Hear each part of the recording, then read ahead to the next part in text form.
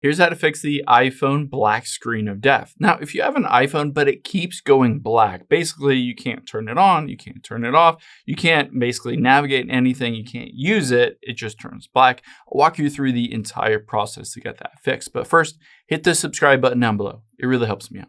Thanks, guys. Now, the very first thing that we will try to do, and this almost always fixes it, is we'll do a forced restart on your phone. So on every iPhone, there's the ability to force restart your phone without using the touchscreen if it's gone completely black. What you're going to do is tap the volume up, tap the volume down, and then press and hold the side button. Now, you're going to want to press and hold it. It might pop up with the ability to slide to turn off your phone, but just keep holding it until you see it pop up with that Apple logo. Essentially what this does is it force shuts down your phone and then force restarts it, even if there's some kind of bug or glitch or something that's causing the software on your iPhone to not make it usable or to go black. This almost always fixes it.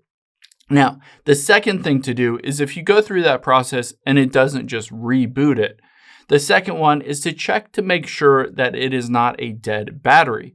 So what I would recommend doing is just plugging in your phone for about 15 or 20 minutes to see if it starts to charge and turns on then.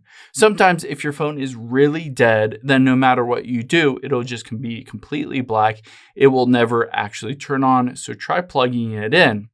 And then the next thing we'll do if you walk through those two steps and it doesn't work is we're just going to connect iPhone to iTunes.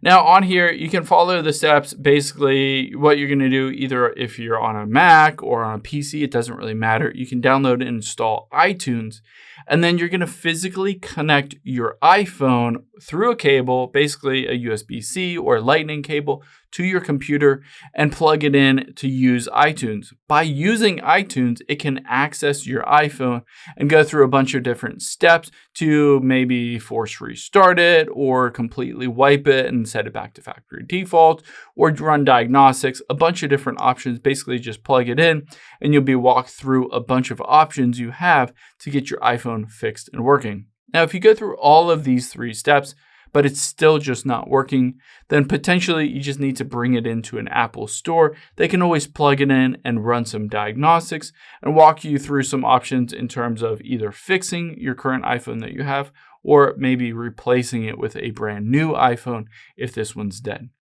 I hope this helps. If it did, hit the like button down below and leave a comment if you still have any questions. Thanks, guys.